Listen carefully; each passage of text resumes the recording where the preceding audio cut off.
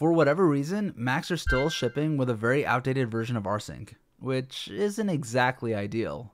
In this video, I'll show you how to update your Mac's version of Rsync without replacing the built-in version. And please keep in mind, all steps I list out here will be provided in the video description below. To do this, we're going to use Homebrew. If you don't have it installed, install it. A link to a video on how to do this is provided in the description below. Once Homebrew is installed, open a new terminal window or tab and type in the command brew install rsync and press enter. Give it a few seconds to download and install all dependencies. When it finishes installing, we need to run another couple commands to make the newly installed rsync the default one that is used when issuing the rsync command. Otherwise, the old system version one will be used.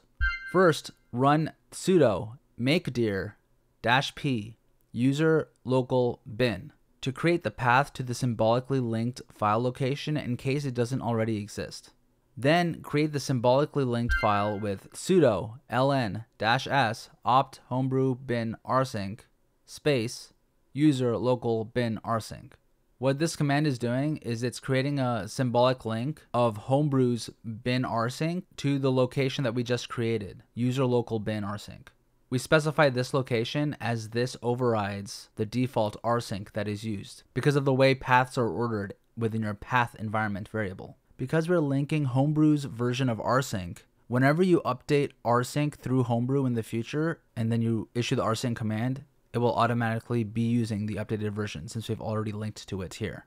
Once you have issued the symlink command, you can double check it was correctly issued with the following commands: file user local bin rsync and ls/la user local bin rsync. If your output doesn't match the output I'm showing on screen, you issued the commands wrong. Please double check the commands you're entering and retry. Finally, you should be able to open a new terminal window or tab and issue the command rsync -- version, which should display a version of rsync far newer than the one included in your system by default. And that's all there is to it. If you found this video helpful, please like, it really does help the channel out. Thanks so much for watching, and I'll see you around.